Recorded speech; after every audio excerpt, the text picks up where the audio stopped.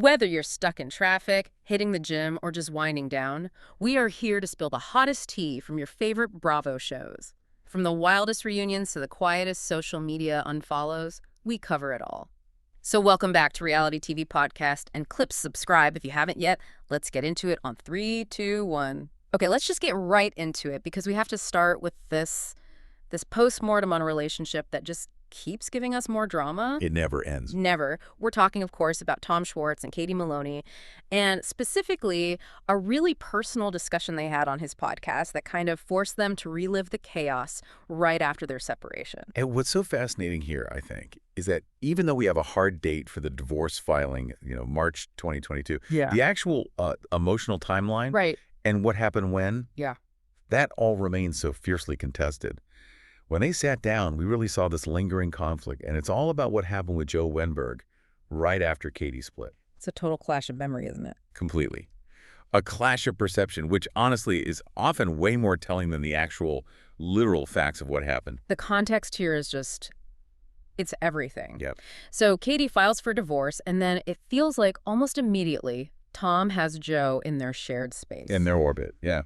And Katie on the podcast, she did not mince words. She went straight for it, accusing Tom of basically letting Joe move in right away. She was demanding some accountability. Yeah, that question was so pointed. It was. You literally did that. Am I crazy? She just wanted to know if her perception of what was happening was real. And Tom's defense, which is just, it's so classic Tom Schwartz. It was a complete denial based on semantics. He tried to define the relationship down, away from actual cohabitation. Yeah. He says she didn't move in. She would hang out there sometimes. Hang out there sometimes, as if that's the point. Right. It's an attempt to minimize the emotional breach. Yeah. Because if it's just hanging out, that implies something casual, temporary. But moving in suggests immediate replacement. In a total disregard for Katie's feelings about their home, the marital home. Exactly. But Katie wasn't buying any of that nuance, was she? Her rebuttal was so sharp, so specific, and honestly instantly iconic. Oh, absolutely. She just cuts through his whole hanging out story by pointing out the facts. She says Joe's stuff was always there. And that's the key, isn't it? That's the evidence. When someone's belongings start to accumulate, clothes, toiletries, personal things, it's not a casual visit anymore. No, and then she delivered the line that I think will go down in Bravo history. It's an all-timer. She's boiling a bunny somewhere. I mean, that reference, it immediately takes you to Fatal Attraction. It's pure psychological thriller territory. It's not just a random insult. No, not at all. It's Katie using this really powerful cultural shorthand to tell everyone the level of emotional volatility she was feeling, the perceived danger she associated with Joe's presence. So by saying that, she's telling Tom and all of us listening that she didn't just see Joe as a new girlfriend. She saw her as a destructive force, someone trying to infiltrate what was left of their life together, and she felt that Tom was just completely blind to it. It really just shows you how far apart they were emotionally at that point. When they were married, their fights were, they were based in a shared dysfunctional reality. A very shared one, yeah. But after the split, their realities just completely diverged. Tom saw a friend hanging out in an empty house. Katie saw an interloper setting up shop and a huge emotional threat. And it suggests the boundaries weren't just crossed, they were completely obliterated in her mind. Precisely. And if you look at this through the lens of lingering resentment, the issue isn't really whether Joe slept there 4 nights a week or 7. No, that's not the point. The resentment is from Tom's complete lack of awareness about what that signaled to his ex-wife, who was still, reeling from the end of a decade-long relationship. For Katie, accountability meant respecting that space, that immediate post-divorce phase. But for Tom, accountability was just about denying the legal definition of moving in. And that's the ghost that haunted their whole marriage, right? That clash over what accountability actually means. Absolutely.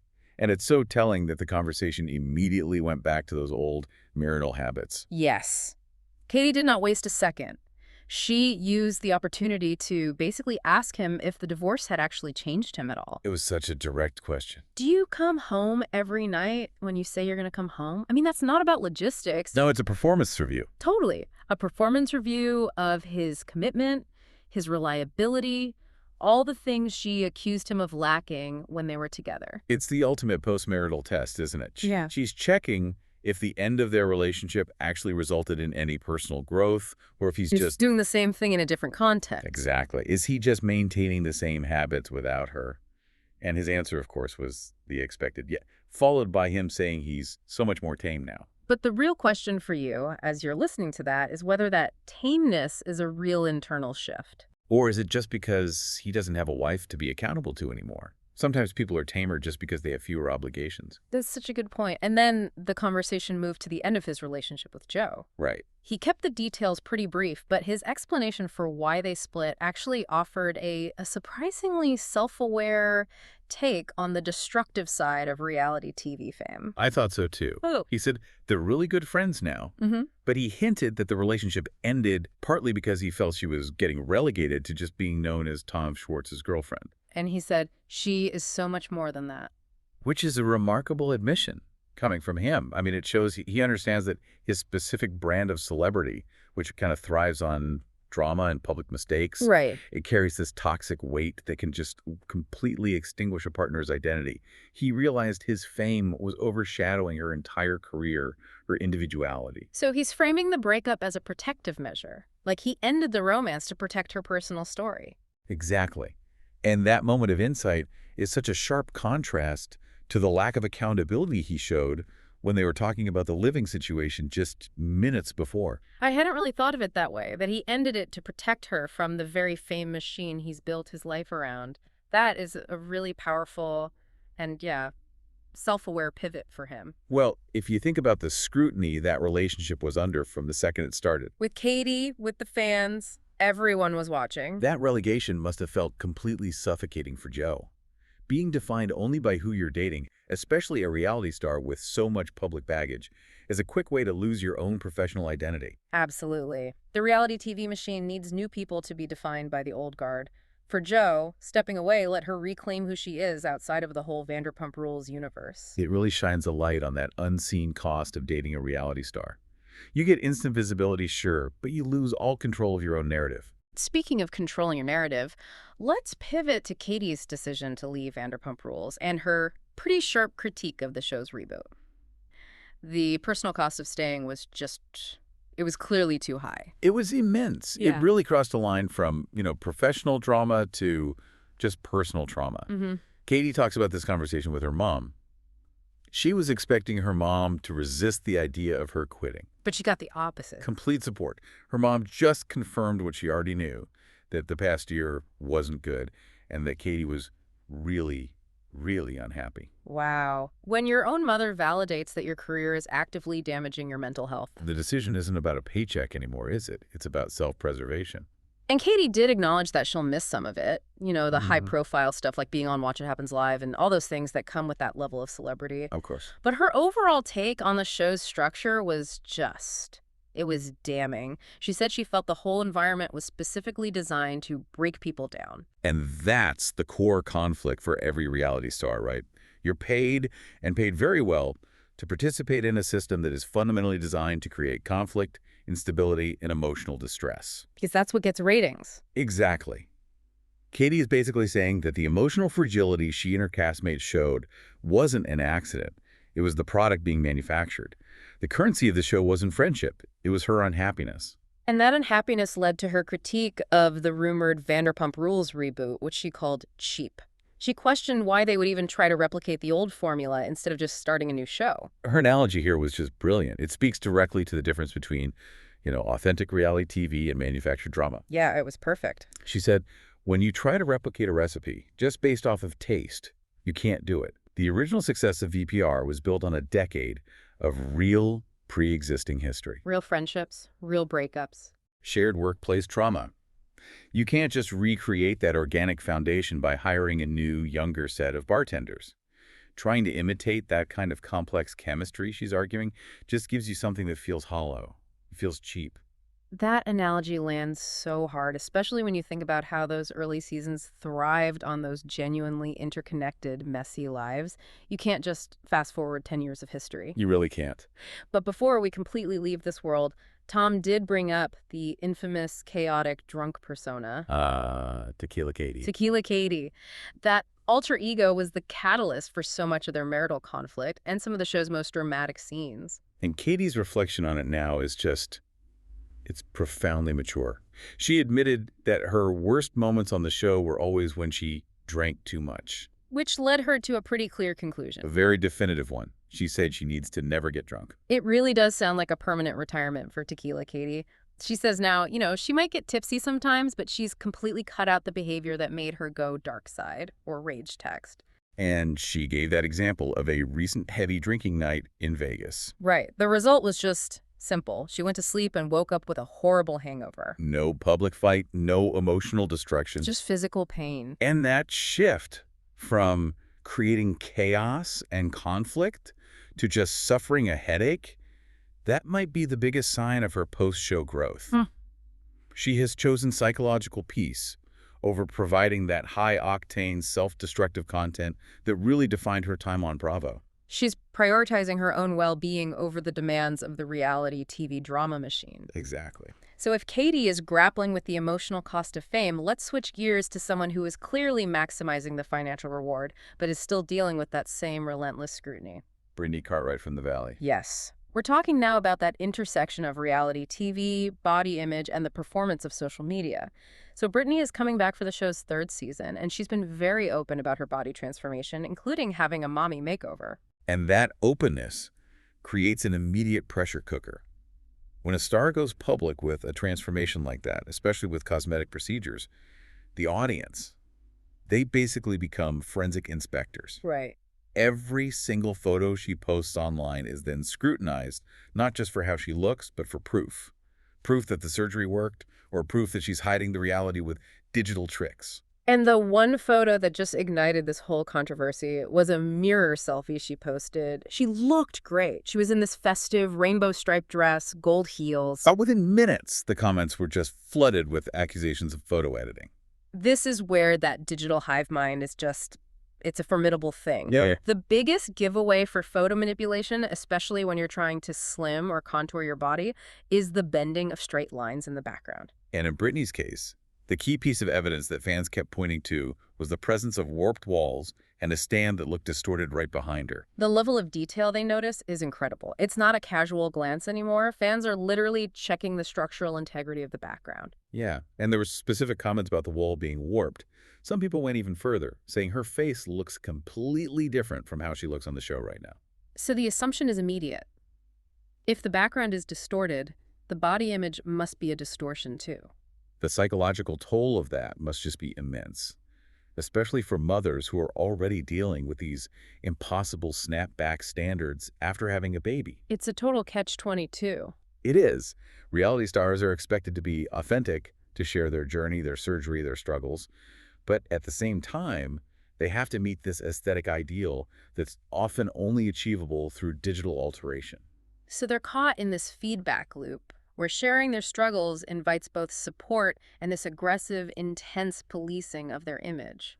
But the backlash did create a strong defense from her fans, too, which really shows how polarized the audience is. Some people were defending her, saying she looked great, or maybe she was just wearing really good shapewear. And others turned their anger on the critics, calling them miserable people who are always trying to tear a person down. That defense is so important because it tries to shift the moral blame. It suggests that even if the photo was edited, The bigger problem is the cultural expectation that makes people feel like they need to edit in the first place. right, and the people who get joy out of calling it out, they're arguing that the scrutiny itself is malicious no matter what the truth is. It's this battle over who gets to define what's real and what's okay in this super performative world of reality TV. And let's talk about that performative world and how it translates into cold, hard cash. Yes, if the emotional cost is vulnerability and scrutiny, the reward is often extraordinary wealth and brand power. So now we're moving to the Real Housewives of Salt Lake City and looking at the financial reality of fame, specifically through the masterful business acumen of Meredith Marks. This is where we see a really strategic approach. A lot of housewives get on the show hoping the fame will boost their existing businesses. Meredith seems to have done the reverse. She built a business out of her Bravo persona. Exactly. A detailed report on her appearance fees gives us a window into just how structured this monetization is. Let's break down these numbers because they're honestly staggering, and they show this incredible level of strategic planning. The report says Meredith commands a $65,000 combined appearance fee. And that fee isn't just for her to show up and wave. It is meticulously structured. That $65,000 covers two specific, tightly controlled appearances. So like a daytime spa anniversary and then an evening LGBTQ plus charity event. Right. And crucially, each appearance is limited to 60 minutes. This lets her hit two high-paying gigs in one travel day. The fee also includes a professional meet and greet, photos, and using her name and image for promotion before the event. And here is the true genius of her financial model, which really shows the power of a top-tier reality star. That $65,000 fee, it doesn't cover the essential costs of just being a housewife. No. It explicitly excludes first-class travel, luxury hotels, and professional glam services, hair and makeup. That exclusion is the brilliant part. She gets a huge, clean fee that's almost pure profit, while the event organizer has to pay for all the variable and often super expensive costs of her celebrity status. Oh, absolutely. A first-class flight and a top glam team can easily add another $5,000–$10,000 to the organizer's bill, but Meredith's fee stays clean and net. And if that wasn't itemized enough, the promotional work, the whole reason you hire her, is totally separate. Right. Social media posts, press interviews, product endorsements, those are all add-ons, and they'll cost you an extra $8,000 to $15,000, with the price going up depending on usage. She has turned every possible interaction into its own high-value revenue stream. It just validates that observation, that Meredith sees a business opportunity in every one-liner, every storyline, every iconic moment. She's not just a cast member, she's a corporate entity leveraging her own notoriety. And the report contrasts her with other housewives who, it suggests, waste their time on the show by not strategically exploiting their fame for these kinds of high-dollar deals. And nothing illustrates this better, this ability to monetize her own drama, than that anecdote about her DJ gig.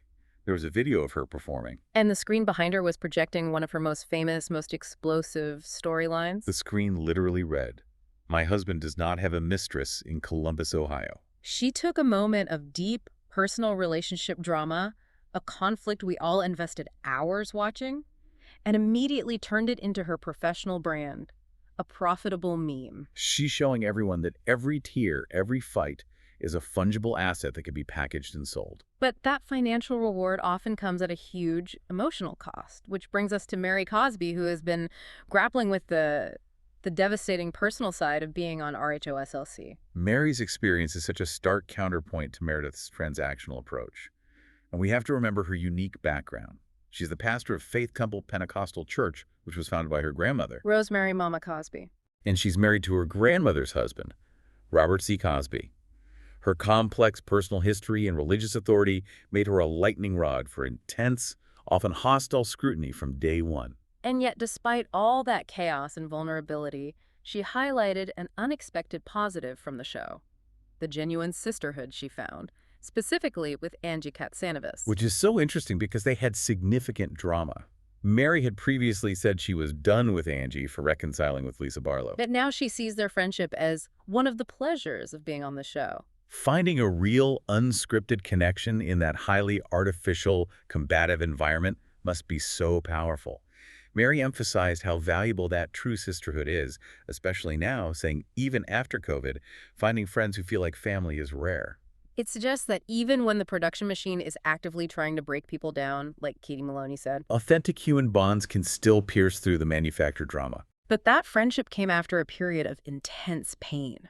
Mary talked about why she left the show after season 2. She said she needed to reevaluate the situation because she just hadn't realized how completely chaotic the reality TV experience would be. And that's such a crucial admission, the difference between watching reality TV and living it.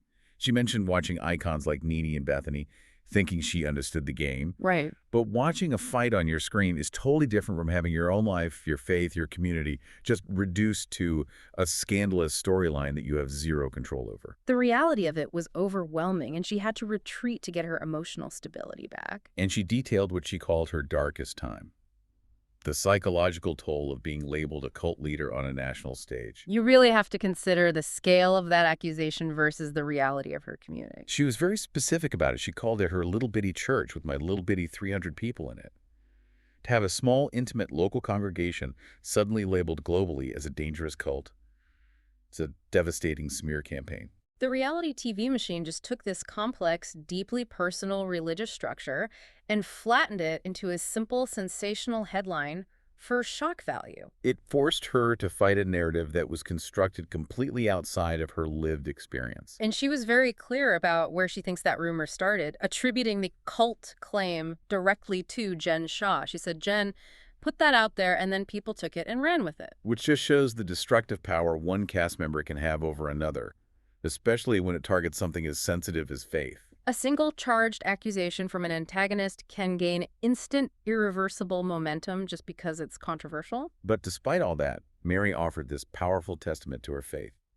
She confirmed she has forgiven Jen Shah, and she maintains she doesn't live in regret over her own actions on the show. It seems like she's found a way to process the damage without needing retribution. She found peace by just stepping away from the fight. Exactly. Okay, so for our final deep dive today, let's head to the Real Housewives of Beverly Hills to talk about a huge new casting announcement. Rachel Zoe. Rachel Zoe, the celebrity stylist and former star of the Rachel Zoe Project, is joining for the 15th season. This is such an intriguing choice because Rachel Zoe, who's 54, comes in with this massive pre-existing global brand. She's not like most who use the show to build their fame. Which immediately led to the inevitable question.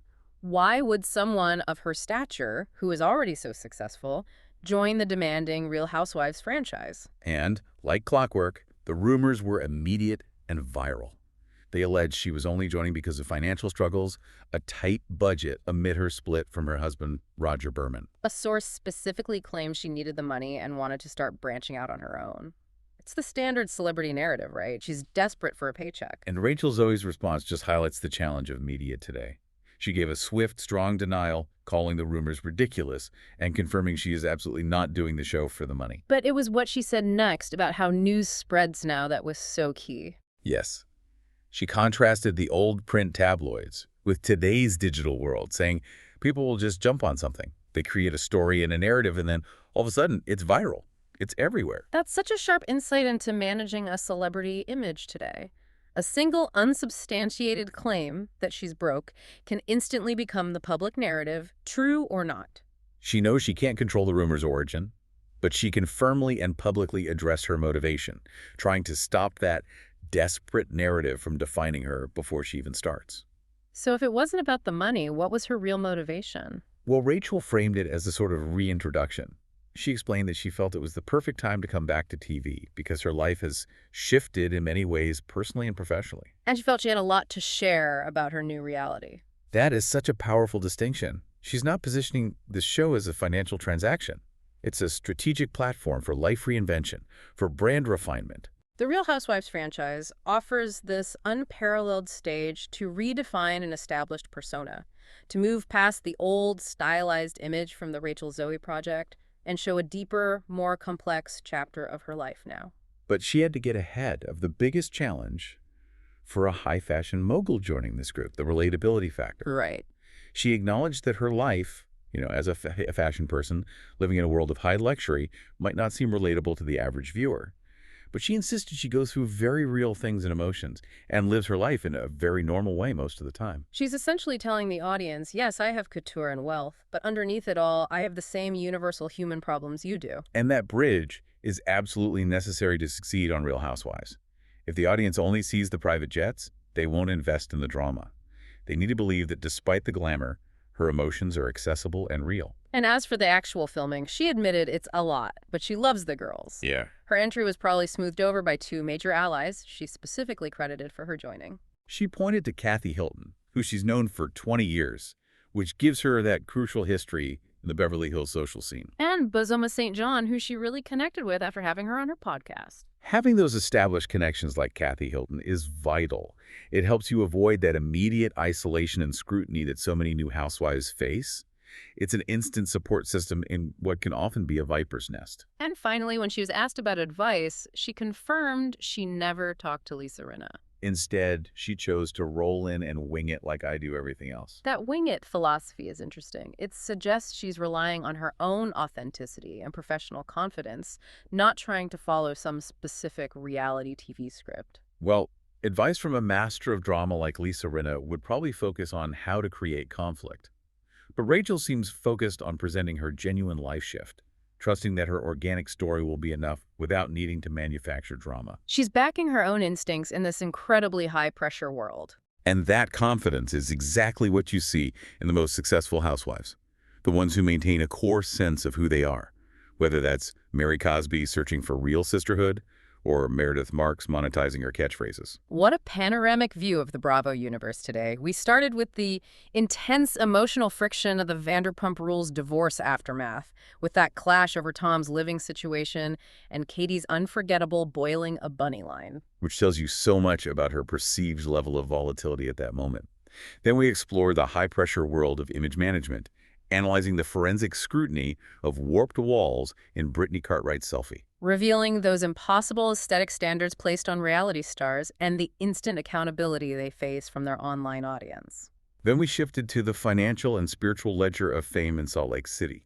We contrasted Meredith Marks's remarkable, itemized $65,000 appearance fee and her aggressive monetization strategy. Against Mary Cosby's emotional reflection on the darkest time of being called a cult leader and her search for genuine connection in all that chaos. And finally, we look at the strategic calculus behind a massive new addition to Beverly Hills, with Rachel Zoe joining the cast, strongly denying the financial rumors and framing her role as a strategic decision to share a life that has profoundly shifted. If we pull all these threads together, you see that this industry demands a profound and continuous emotional investment from its stars, even as it offers these staggering commercial rewards. That emotional vulnerability, whether it's Katie's unhappiness or Mary's spiritual pain, is the prerequisite for the fame that allows someone like Meredith to charge six figures for an hour of her time.